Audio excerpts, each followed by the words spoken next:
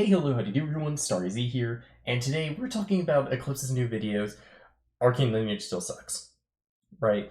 The reason I want to talk about this video, right, is because I believe this is just such a really, really bad take. Like, he makes some valid points, but a lot of times it's just like, once you think about it for a second, hang on a sec, this kinda doesn't make sense in some parts. Now, obviously, I'll get to it, but all in all, I believe this is one of the few times Eclipse had a bad take, and I even agreed with like the earlier take of Eclipse's early Arcane Lineage videos. Like, I believe those are good takes, but I believe the game is in a better state at least now, since a lot of the bugs, at least the day one bugs, have been patched, and they are slowly working on patching the game. Really, I just think this is a bad take, and I want to talk about it. Freaking pausing the video every now and again to like say why I think this is a bad take. So let's just get into it. And also, the reason this I'm making this video and not like my actual Arcane video first is because I don't have all the audio recorded yet. The script is right here, is ready to go. I'm not going to click on it, obviously, because I don't want to spoil the video, and I still need to edit some stuff together. But I just want to talk about this first, because this has been on my mind a lot lately, and I just want to go over why I think this is a bad take. So without further ado, let's just jump right into it. God damn, this game still sucks.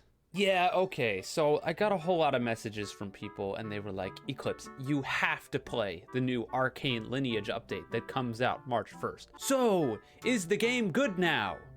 No, no, no, no, no, no, no, no, God, no, no, not even close. Like, this intro is fine, right? Like, freaking, he gets to the point, and I'm even one of the people who said, "Hey, Eclipse, maybe try out the Arcane Lineage update, because they said they watched your videos and are gonna take it into consideration when making the update, right? They said they're gonna take it into consideration, or they're gonna listen to it, right? That makes sense. That's fine. And it says what the video is going to be about, right? He's going to talk about what makes the game so terrible, what makes the game so bad. And again, some points are fine here. Like, there's a point in the beginning and another point in the video that I somewhat agree with, right? But it's just like the rest of the video I just find kind of I don't like it. Anyways, continuing on. Right now, it's sitting at about 10,000 players, so I guess 10,000 people seem to think it does, but, yeah, I am not one of them, not by any stretch of the imagination. First of all, we can talk about the tutorial, or the barely tutorial. It teaches you about fighting enemies and tells you that you can level up. You know, things that I couldn't figure out how to do on the first time. So, objectively speaking, we're in a better spot than we were the last time I played this.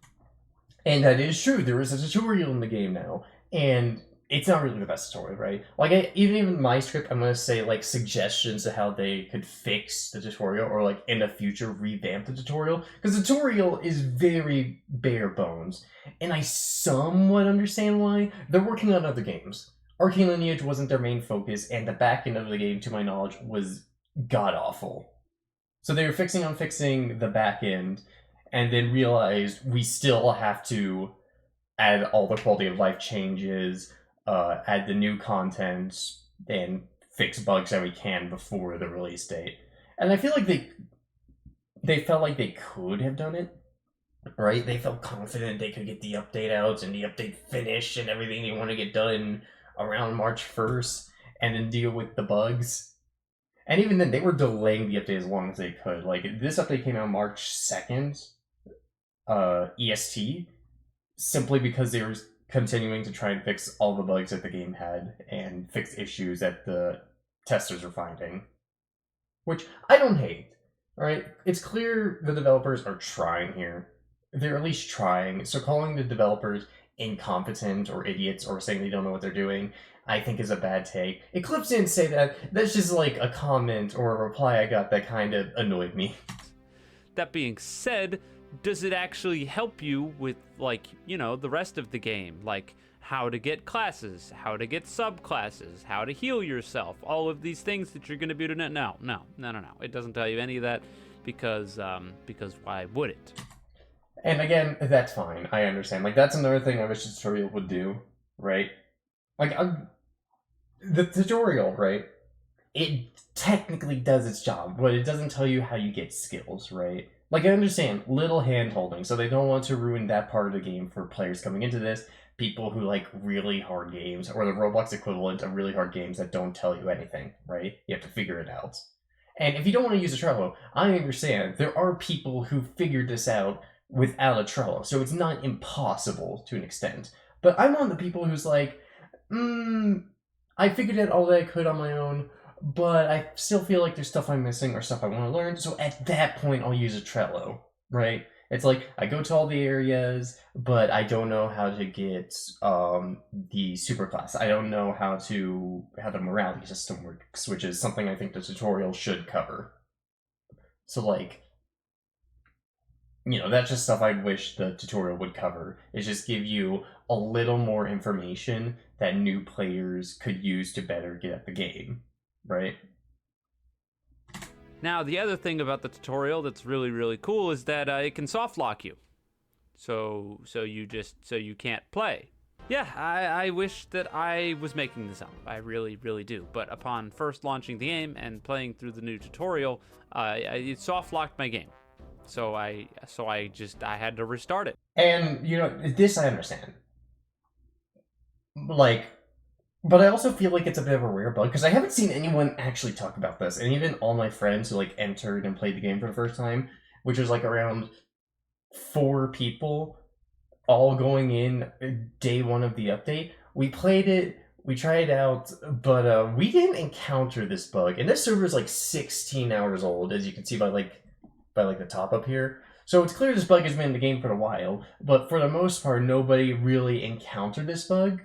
So I kind of feel like what happened, right? I don't know the text of the tutorial for sure, but I feel like what probably happened, right, is like, I don't know, Eclipse probably pressed M or something, which is the button to like pull you out of the level up area. And since the tutorial didn't intend for you to do it that early, it just plopped him back into the tutorial fight area. Which, okay. Like, I understand, this is definitely a bug, and I kind of hope it got fixed. I'm not sure if it did, because I don't, like, read the bug updates completely, right? This is fair, right? This is a fair thing to get upset about. I understand. And here's where the problems begin, because of Roblox's stupid, dumbass, piece of shit new interface that they put in some ways long ago instead of just using the browser. And so when I quit out, it brought me to this. I said screw it, tabbed out, launched the game again through the browser, and because OBS is stupid and Roblox is stupid, it decided that what it actually wanted to record was Roblox desktop. And thinking about this now, this is stupid. Well, I mean, still, you getting very upset at something that isn't the game's fault and is more of your Roblox's and OBS's fault? Come on, man. This is something I understand, right? Like, this is something very fair to be upset about. But it's just like, using that to be biased over something that's not inherently the game's fault is just kind of eh. So anyways, let's try to talk about my experiences with the game without the footage that supports it, because go figure. I don't have a structure because I don't care, and I'm just pissed off. I'm just gonna start listing problems. Problem number 1, the starter town. This place is a disaster. It's confusing, it's full of pointless crap, and like, I can't even fathom how they thought this was a good idea and left it in the state that it's in. Now, he goes on further to talk about, void boxes. He goes further on to talk about how there's buildings that you can either enter or can't enter that are either empty or have stuff in them, which I will agree is one of the points I somewhat agree with. But the starter town isn't really that bad. Like, honestly, you just have to learn to navigate it. It is, in my opinion, it is a little worse than the original starting town, right? Like, as soon as you spawned in, everything was like a little brighter. You could actually see where everything is, and it was kind of clear where everything was, or at least more clear where everything was. So I don't fully understand why they have these houses insides modeled, right? Like, you can enter some of them. Like, I feel like they should all be blocked off, and if they want to use stuff for them in the future, they can simply just, like, open up a building in the future in a future update and just like add an NPC in there. It's like that's something I kind of agree with, but saying the starter town is terrible, yeah, I don't fully agree with, because there's signs outside every single building that tells you what everything is. You have a bank for storing items. There is a hospital, or I guess clinic, that with an NPC inside that you can talk to. He's a little hidden. Like, I feel like they could change his location at least. You have the weapon area. Everything is there. You can technically find everything. I just think the only real problem is that everything muddies together and you can enter houses too easily. Like, if they use different color schemes or like the lighting was different, it'd probably be easier to navigate. But because everything looks the same, that's why that issue is there. That's just my take on it. Anyways. There are buildings upon buildings upon buildings in this stupid starter town. Oh yeah, if you're wondering why I'm skipping through the video, it's because I'm just watching the video in real time, and I don't know the exact time marks I need to skip to. But I watched this video a couple times, so like I have a decent idea of what I want to talk about. Anyways. Oh, but that's not a problem, Eclipse, because if you just used the wiki or the Trello, it would tell you where all the stuff was, so you wouldn't waste your time going into empty buildings. And therein, you just explained the problem. Congratulations, thank you. So like, this is another issue I have with. It's just like, as I just mentioned, this is just my view on the game. Like, I know other people will just like instantly use a Trello or instantly use a wiki, but like to me, I will play through the game all that I can and then use a Trello and a wiki, because these games kind of want to. It's Terraria at that point, right? At some point, you're gonna need to use a Trello or a wiki if you're playing Terraria, and that kind of sucks, you know. But that's besides the point. To my knowledge, most of you can figure out on your own, right? And like, if you notice in this clip, Eclipse just entered the desert at level 10. He first entered the desert at level 10. So it's obvious he probably encountered enemies in like the grass area, and that's just something I want to point out later, because this is going to be important for a point I want to make. Anyways. So, you want me to go kill 20 enemies, do you? In other words, you want me to be running in circles over and over and over again, hoping enemies show up, because it's completely RNG. Because you're playing an RPG. So this thing is just, like, okay, listen, Eclipse.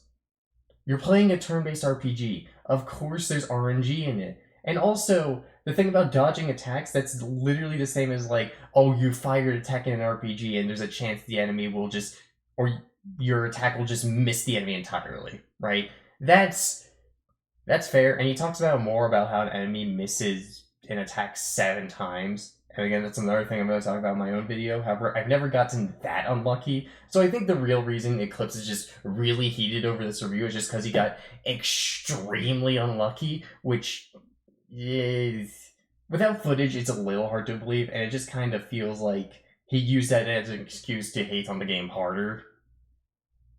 Or just, like, make up stories. Like, I don't want to say that, right? I don't want to fully say that, because that could have happened to him. It could have fully happened to him, but it's just, without the footage talking over that point in the future, it's just kind of hard to believe a bandit really dodges attacks sometimes. But anyways. At some point, I got an item that made it so that way enemy encounters could show up more often. And that's all well and good, but I don't even know how I got the item. I assume it was just a random drop. More randomness. Go figure.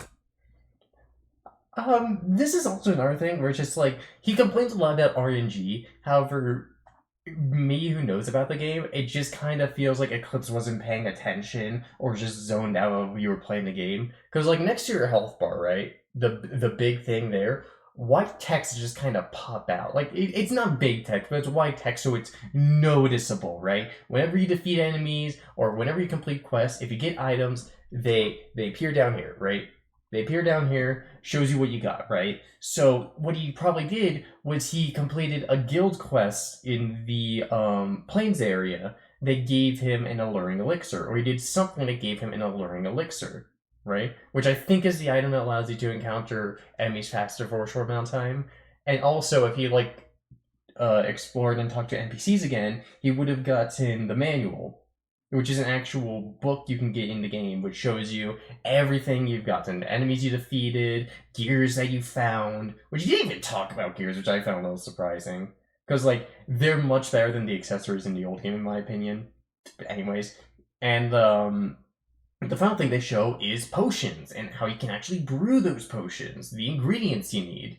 Now, brewing potions is a little confusing because you need to drop the items in the cauldron and then click the stick next to it. So I understand if he can't, or he never really brewed a potion because he was missing stuff. Especially considering that a lot of potion ingredients are just more scattered about and a little harder to find. That's another issue I want to talk about in my video, but anyways. It's just like, it feels like he wasn't paying attention, or just like so focused, like his vision was purely focused on this, and sometimes over here so he could track his quests, that he never really noticed items appearing down here. Oh no, that's just my take. Anyways. And you know what? While we're on the topic of randomness, we might as well talk about the combat. It's a non sequitur, I don't care. The combat in this game could have been good, but they screwed it up. Because, of course, they did. It's supposed to be a skill-based RPG turn-based game, where it's kind of like Paper Mario, where you can skillfully dodge attacks by pressing the buttons at the right time. Except for when there are attacks that don't have button prompts, that you can't avoid, that just hit you no matter what. And, like, you're playing a game that literally says it's a hard game with very little hand-holding, right? Like, I understand attacks that you can't dodge are little BS, right? And, like, when I first saw this, I just imagined, oh, he probably means the sand elementals, right? Because they have a move called Sand Screen, which attack you and apply blindness, making it a bit harder to do your attack minigames, and also a little harder to dodge attacks. So, like, that I kind of understand, or, like, did understand at first, because it's just, like, why are you upset over that? That's not really, like, the biggest thing in the world, and it's not like they do it every single turn or every single other turn. And then what he said next is what I realized the issue was. That's fucking stupid. My favorite instance, which recording's gone, so who cares, is when I went to the little jungle forest area and I got into a fight against some, like, darkness incarnate that used an attack that was unavoidable that did 90% of my health. And that's Sentient Darkness. That's the thing I was talking about earlier. And those things are actually pretty easy to beat once you level up, because the entire way you fight them, right, is you block turn 1, and then you get an attack in, and then every other turn you have to block when it uses Threat of Darkness again. Because that is not a move you can really dodge, so blocking is the best way to fight it, and then you chip away at its large health pool every turn. And additionally, this is just another moment of him getting unlucky, because there's not an NPC at the front anymore saying, like, hey, listen, this area is kind of dangerous, you shouldn't go in here. There's not an NPC there. I don't understand why they removed that. But yeah, he went in, he got unlucky because the NPC's not there anymore, he got unlucky because it was nighttime, and he got unlucky by encountering the Sentient Darkness, right? Just a lot of unluck. And considering he's level 10, he's definitely under level to be in the area, which I'd recommend being around like level 25 to 34, because there are some pretty dangerous enemies there, and you want to make sure you have health and the attack to actually deal with them. However, a new player wouldn't know this, because, you know. In the footage that I do have, you might notice that I got a quest to destroy sand golems. You want to know how many sand golems I found while I was trying to get this footage? 0! 0 sand golems! And this is the thing I was talking about regarding levels. So this game actually shows you this straight up, unless he just rushed to the desert area without like a second thought, right? So as you level up, you actually unlock more and more encounters, and the game does show you this. So starting at level 1, level 2, level 3, let's say, you'll encounter like 1 slime or 1 thief, right? And then as you level up further, you'll start encountering both slimes and thieves. Level up further, you may encounter more, and you may encounter new enemies, like the grass spirit, the zombie mushroom, and at night you'll start encountering goblins. So, like, it's dependent on your level at which you'll start encountering enemies. Here's the thing, if you level up, you encounter more and more enemy types. And as you encounter more and more enemy types, you can just keep getting stronger. And now, he would probably say, oh, why would I want to get stronger? I don't even have, like, my next class yet. I can't learn new moves. enemies drop scrolls. As you do quests, you get scrolls, and you can even cancel your request if you aren't finding any sand golems. You're clearly encountering plenty of bandits. You could have just done the bandit calling quest. It's like you're clearly encountering a lot of bandits, yet you choose the one quest, the one singular quest where you are under leveled to even encounter anything. Well, that and also fragment research. But still, point still stands, this is such a bad take, because like the game straight up tells you, or doesn't tell you this, but straight up shows you this. You straight up experience this as you're grinding in the first area. Get stronger, you encounter more enemies. The battles get more difficult. You encounter newer enemies. Like, God. Oh, and we'll go back again. You know how I mentioned the fact that you can get the little quest indicator journal log that tells you how many enemies that you need to defeat? Well, this only applies to the guild quests. So that means for every single other quest in the entirety of the game, the way you track it is you don't. And that's like the only other thing I really agree with in this video. It's just the fact that like you can't track any other quest. Like, I think it would be better if like instead of like talking to an NPC to get that little manual that shows you all the monsters that you've encountered, all the gears you find, or shows all the potion recipes for the potions you collect. I do somewhat wish, just somewhat wish, you'd spawn with this book instead, and would also track your quests. So like, if you want to think about what quests you want to do, you just open it up, you click the quest tab, and it shows you all your active quests. And like, maybe it says like, hey, there's other quests you haven't found yet, and it like shows like mystery marks where the quest is, and like if you completed the quest, it's like crossed out. In those situations, like those three instances, tutorial should be better, the starting town should be a bit better, and tracking quests should be better. Those are realistically some of the only things I fully agree with. However, everything else, it just feels like he's hating just to hate on this damn game, which kinda sucks, because this game has a lot of potential, yet Eclipse is just choosing to be so negative towards this game. And I understand why he is, but God, this doesn't even give any criticism to the developers. Like, he just says a thing bad because it's bad. And, like, you have to watch the video to try and understand, like, okay, how do we fix this? Oh, he's saying, like, don't go into buildings? Okay, we'll close off the buildings. Like, that's fair, but other stuff is just, like, how do you keep being a game a little hand-holding without telling the player, hey, you need to be X level to encounter sand golems, or X level to encounter stray sandstorms, or X level to encounter zombie mushrooms? Like, that's the issue here, you know? Anyways. And the barren wastelands are just topped off by fast travel. Good God, fast travel. You can't be serious. So I wandered off into that desert, right? You've probably been seeing a lot of desert because that's like all I recorded. And I found a fast travel NPC so I could register the location and so I could skip these stupid barren wastelands later. Right? Right? Right? I can skip the... No, I can't skip the barren wastelands because some psychopath made it so you have to pay to use the fast travel, and it costs an exorbitant amount. Unreasonably high?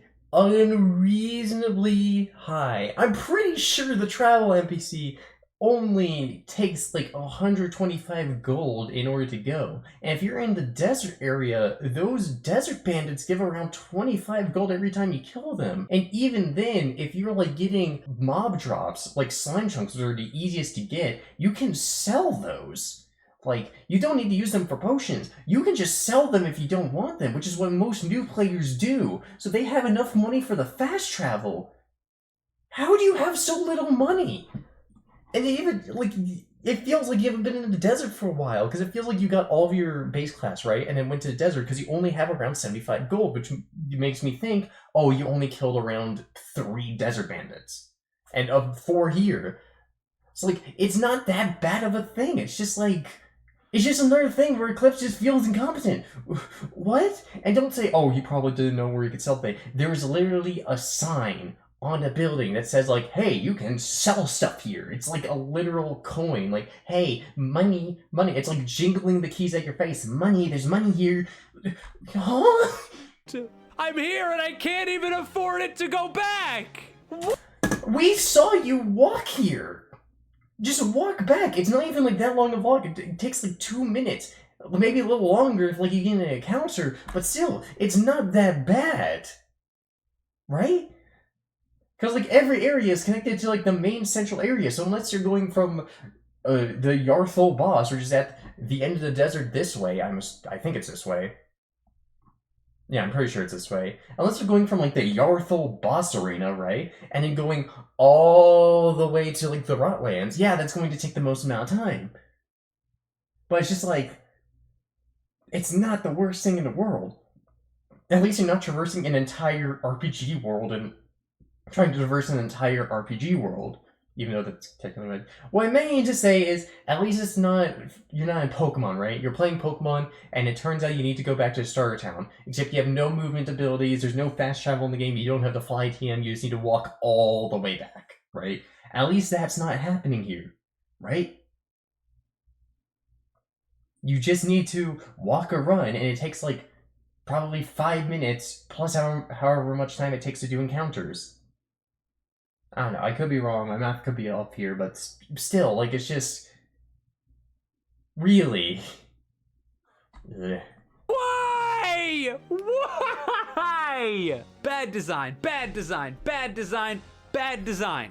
He says it's bad design, but, like, literally right here he gains, like, 25 gold, yet he doesn't, like, show how much it costs, because it feels like it would go against his point. That's my interpretation of it. This really annoys me. Same with the enemy thing. Like, those two things so terribly annoy me. Yes, it might be annoying that fast travel costs a bit of money, but the money isn't really that steep. And there's also an NPC you can talk to that can heal you, so it's not like, you know, you're in mortal danger unless you're playing on hard and easy mode, which doubles and triples drop rates, but makes the game harder.